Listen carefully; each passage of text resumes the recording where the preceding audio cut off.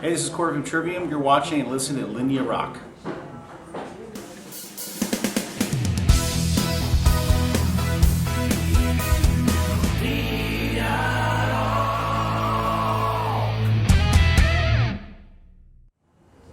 Hi Corey, welcome to Milan Thank you. and welcome to Linea Rock. Right on. Thank you. Great. Okay, so the scene and the sentence is Trivium, brand new track that you just released and premiered from the forthcoming 8th album coming out sometime this year, 2017. You already stated that it's going to be more extreme and back to the screaming. Any more anticipations about it? This is going to be released after the album will be out, so you can tell whatever you can. Well, obviously, there's a lot of elements from past records that are kind of brought back. Obviously, with the Sin in the Sentence, there's, more fast, intense. There's a lot of double bass. There's blast beats, screaming. So it kind of covers all the, I guess the whole spectrum of what the band can do. And it's all, pretty much showcased in that one song. And, with past records, we've kind of shown we can go really melodic, we can go really heavy, and then combine all of it together as well. So I think this record really represents, pretty much just sums up what Trivium is. There's a lot of, some of the heaviest stuff we've ever done on the record, and then also, it balances out with songs like Sin in the Sentence, where there's screaming, singing, and kind of covers all the bases, and then there's songs that are all singing, but still very aggressive and very metal. So, I think we really just kind of, we have a very broad taste in what we like to write and play. So there is the very, in-your-face heavy stuff, and then there is the more melodic, kind of stuff where we did, Silence in the Snow, where it's like very melodically vocal driven. Okay. And, but we definitely, after the last couple records, definitely felt the urge to bring back some of the, kind of bring the extreme side of our band back to the forefront.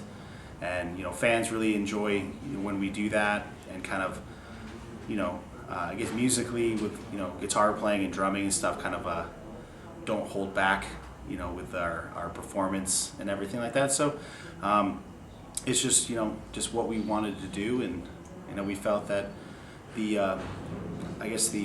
what we set out to do with the big picture with the album, we pretty much just worked until we felt that we, accomplished exactly what we set out to do with this album.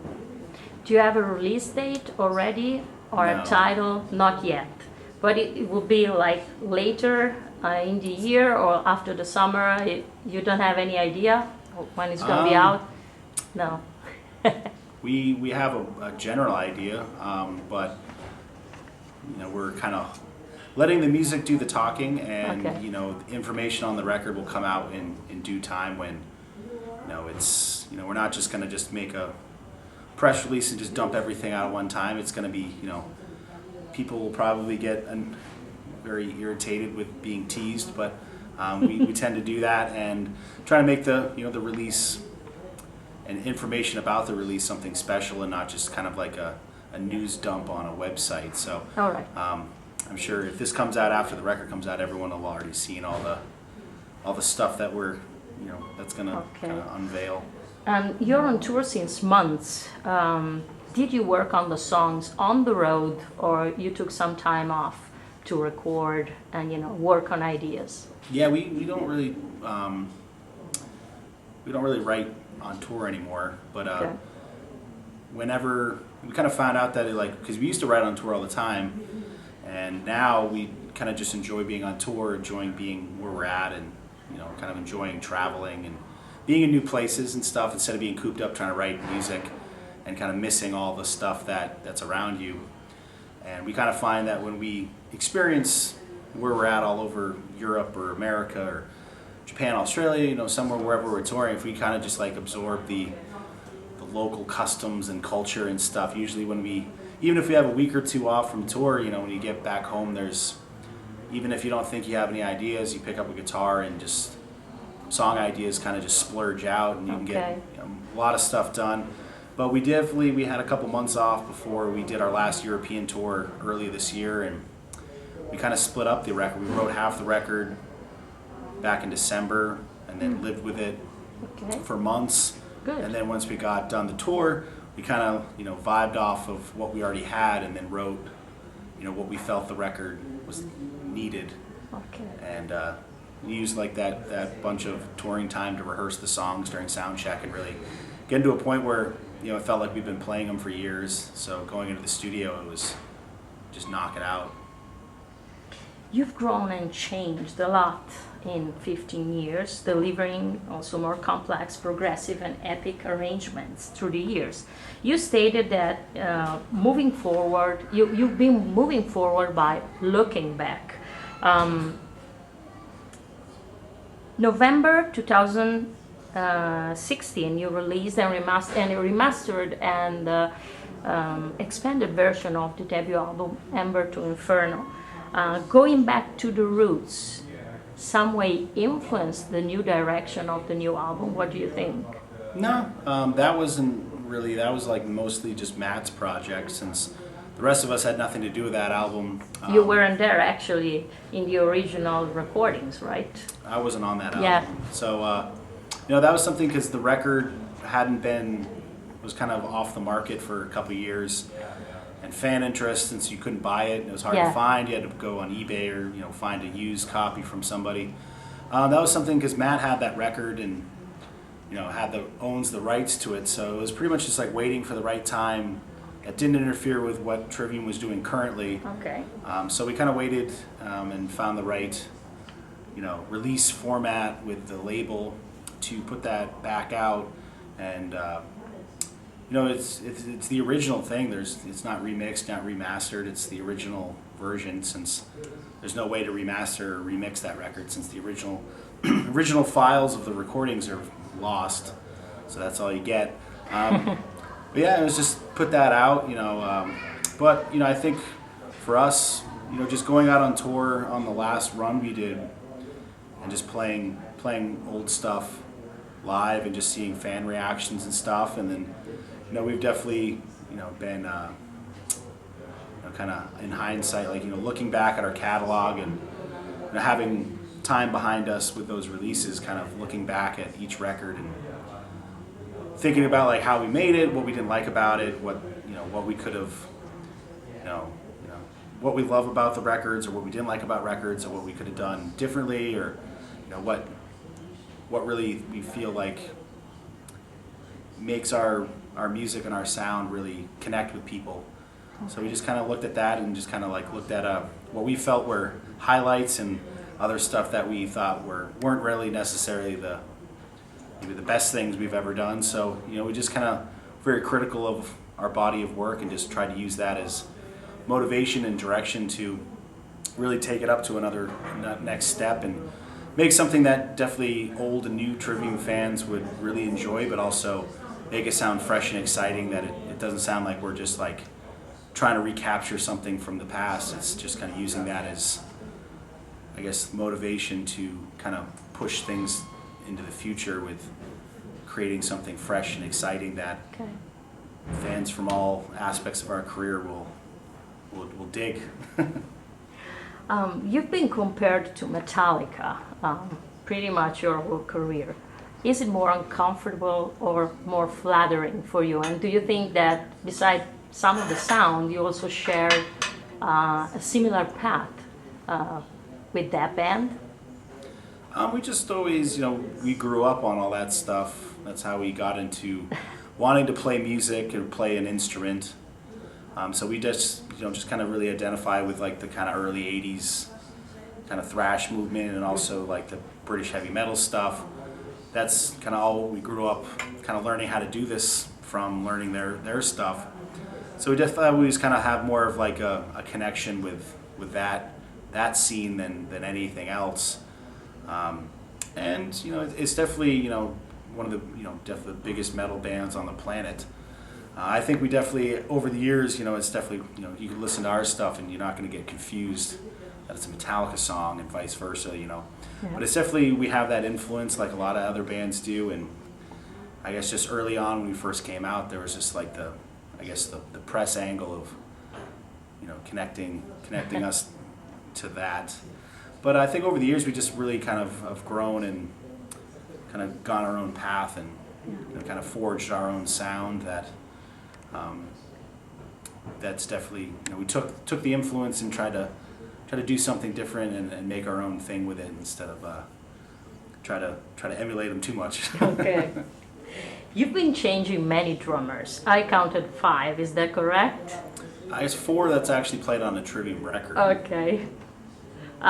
Is it something that gave you an extra kick or just extra stress? And is the lineup stable at the moment? We, you know, obviously in the past, you always, with whoever, you know, was playing at the time, you kind of give that confidence boost. But, you know, definitely we've had the whole drumming situation over the years. We definitely haven't had the best situation to make decisions with the circumstances around when things have kind of fallen apart with X member or whatever, or whoever was at the time, you know, involved with the band. So, you know, we definitely tried to take more time, and then the last guy we had just toured with us for a while, and you know, it's always hard, you know, with you know, people always complain about why you switch drummers or why you change members, but it's definitely, the dynamics of a band is definitely something you have to experience. If, you know, a lot of people don't know how that works, and living with somebody and you kind of learn their personality and quirks, and if you've never met them or have any previous, you know, experience interacting with that person, being on tour, definitely you learn that stuff very quickly, and then you kind of, after a certain amount of time, kind of realize that it's not going to work. And we made the, you know, decision to, you know, get, you know, Alex is definitely someone that has been recommended to us before, but he was in other bands at the time, and we didn't want to put anyone else into a shitty situation by jacking their drummer from them. But it kind of, everything worked out, you know, kind of finally in our favor, where we knew back, you know, after our last U.S. tour at the end of last year, we knew the current situation was not going to be long term, and we just decided to kind of make the call then. And Alex was just kind of, I guess, a free agent, and he'd come recommended by 2 close friends multiple times, and he was looking for a gig, and we knew he was just a monster of a drummer, and we brought him down, and you know, kind of, we never met before in person, so we kind of just went straight into learning songs for our European tour that was coming up, and also we immediately started writing songs with him.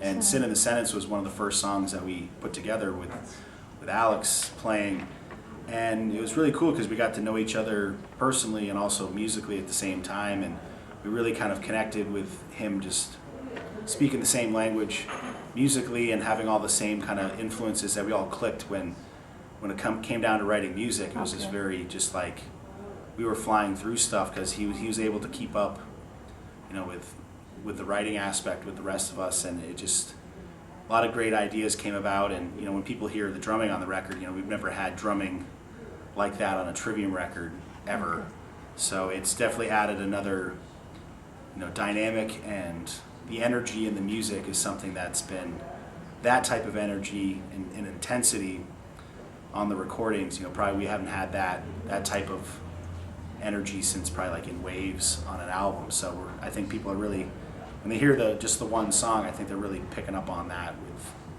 having that energy kind of flowing through the music, which makes us excited as well, you know, playing the stuff.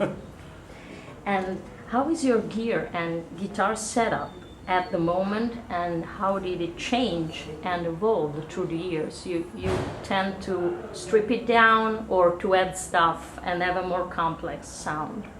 We've been pretty bare bones for years. Probably the last 3 albums we've just been touring with Kempers. Okay. So we're pretty simple, simplistic. It's, you know, we just use in-ear monitors, so it's all it is we use a Kemper and a wireless unit, and it just goes straight into the PA system. So, Okay. yeah, and plus our guitars. So it's pretty simple. You know, both Matt and I, you know, all three of us. You know, Paul uses a Kemper with his bass rig as well. And over the years, you know, we kind of went from, during the Shogun record, we were still using like, you know, amps and cabs. And then during that cycle, it evolved using speaker simulators because everyone started using in-ears. Okay. So it was like PV heads into a Palmer speaker simulator. So it was kind of like the same idea with no cab, kind of direct. And then during In Waves, we got on when the fractal axe effects first came out.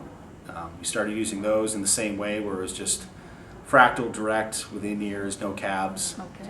And then eventually that kind of grew into discovering the Kempers, and which have been using those ever since. And then, you know, with the Kempers, it's great because you can keep updating and refreshing your tones or trying out different things. We're currently in the process of revamping all our profiles and amp sounds for our live setup. So we're, you know, at least with the Kemper, it's like you continuously update and refresh make your tone better or add new things to it to make it sound better. So it's, you know, we've been pretty steady with gear ever since the Vengeance Falls album. So it's pretty boring when we do the gear rundowns because there's not really a whole lot to talk about.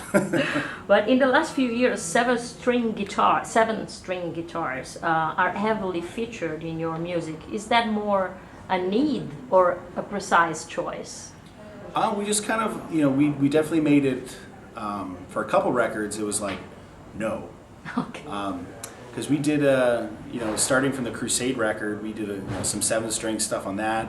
Shogun had a lot of 7-string stuff, and then after that, Vengeance Falls and In Waves, it was pretty much like only doing 6-string. And, you know, there's some ideas that ended up on Silence in the Snow that was written during In Waves, but it was like, oh, not using 7-string stuff, I guess can't use this idea. So I think it was just like whatever, it came down to, once we did Silence in the Snow, it was just kind of like whatever you're writing or whatever you're playing on, and if the idea is good, doesn't matter what tuning it's in, and also gives, from song to song, like a sonic, you know, separation, you know, because Silence in the Snow, we added another tuning, which was like a 7-string drop tuning. So, you know, it kind of gives each song kind of a different vibe and sound, instead of everything kind of, because a lot of people, if you're playing drop D, you kind of playing the same keys all the time, or whatever, E standard, you're playing an E a lot.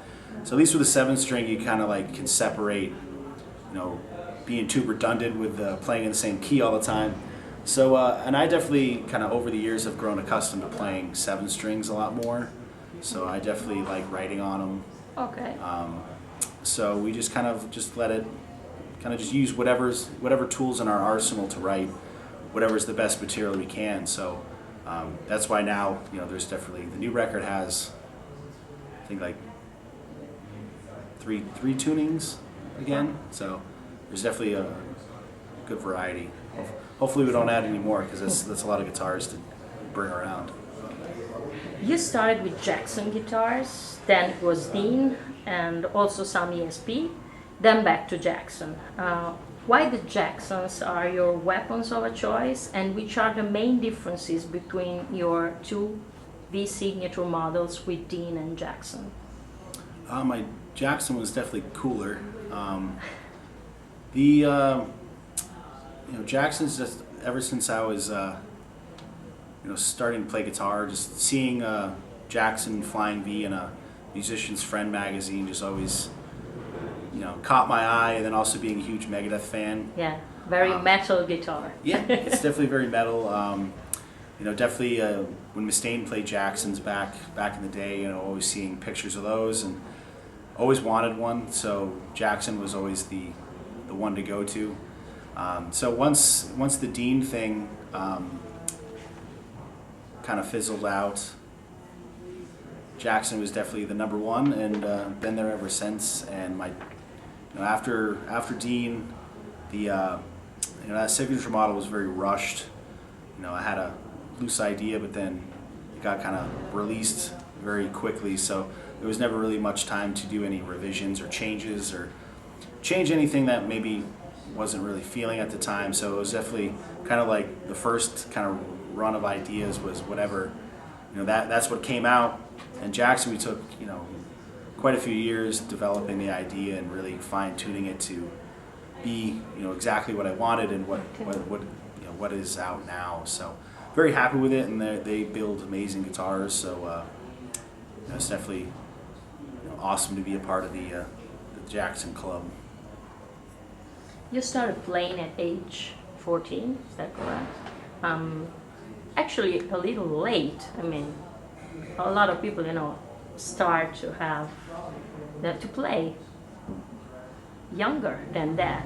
But you actually had an amazing. You developed your style really amazing, starting, not so early. Did you start directly with metal and shredding, or there was like something else before that you've been attracted to as a guitarist? The only reason I wanted to play guitar is because I got into metal. Okay. And my first lesson I learned how to play Seek and Destroy. So that's okay.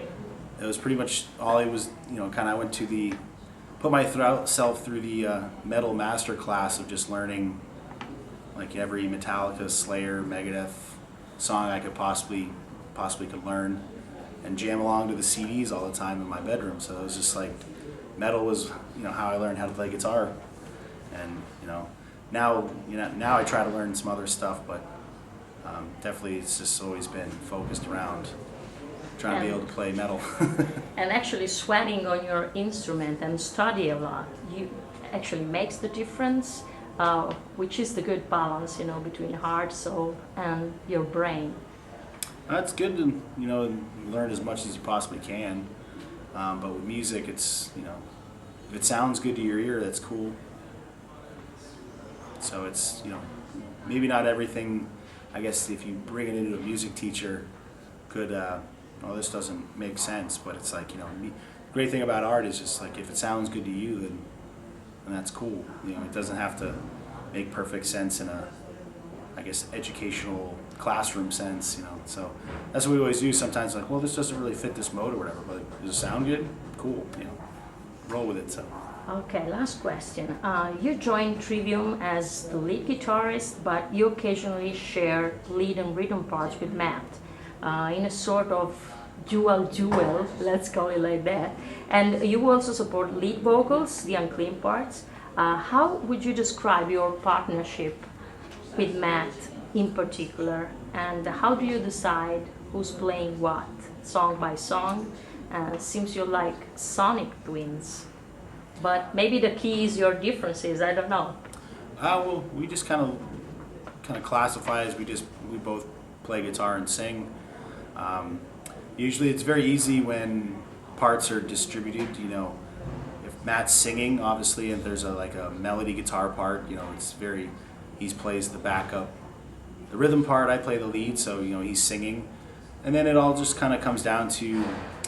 With Matt doing a lot of the lead vocals and stuff, over the last couple records, I've definitely, on the albums, done a lot more of the lead work, so because spending so much time in the studio tracking vocals and making sure the vocals are, perfect and sounding amazing, and there's a lot of stuff to do vocally on the record, so I kind of took over a lot of lead stuff, but when it comes down to picking who plays what solo or whatever, ever since we started playing together, it's been very simple. We kind of know each other's style and whose style kind of fits over what part the backing part is. So it's kind of like, oh, this part's definitely a Matt solo part, and the kind of more riffy, harder backing parts, I get the pleasure of trying to put something over.